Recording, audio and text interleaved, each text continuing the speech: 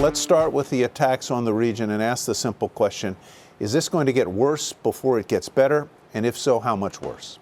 I mean, the expectation is it's going to get worse. There's an anticipation that Israel will have to launch a ground campaign in Gaza. Ground campaigns are very difficult, particularly in densely populated urban areas. It was difficult for the United States, for example, in Fallujah. So we are anticipating a ground campaign. And the question is, what will the duration be? But beyond that, the question is, does this war extend to Israel's northern front? Do we start to see Hezbollah becoming involved in a bigger way?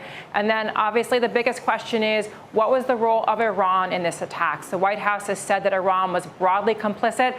The Wall Street Journal has said that Iran orchestrated the attacks, was directly complicit in them. So the question is, will it extend beyond what we're seeing in Gaza? Will it extend to other countries in the region?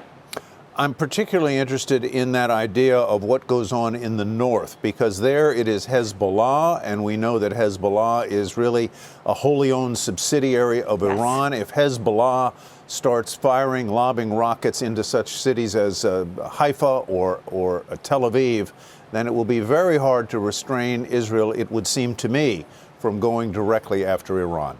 Absolutely. I mean, Hezbollah has 150,000 rockets. There was a war in 2006 between Israel and Hezbollah. And if they do open up a second front, again, Iran will become the central player everyone will be watching. And just this morning, Tyler, Israel did do airstrikes in Syria. There were strikes on the Damascus airport. There were reports that the Iranian foreign minister was supposed to land in Damascus this morning. He had to divert his plane back to Tehran.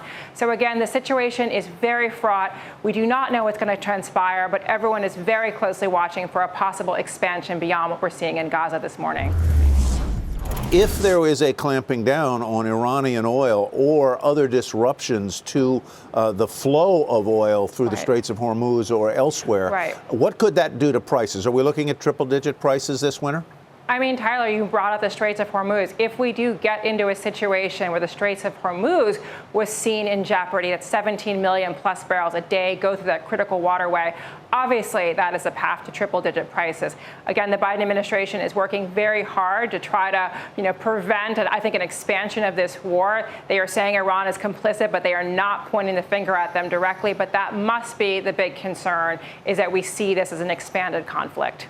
What's your advice for financial advisors and their clients, the people who are on this meeting today, who are trying to navigate the many economic implications of this conflict, and also with an eye toward what is going on not only in the Middle East, but in Ukraine and elsewhere, and in Taiwan, elsewhere around the world? How do you invest?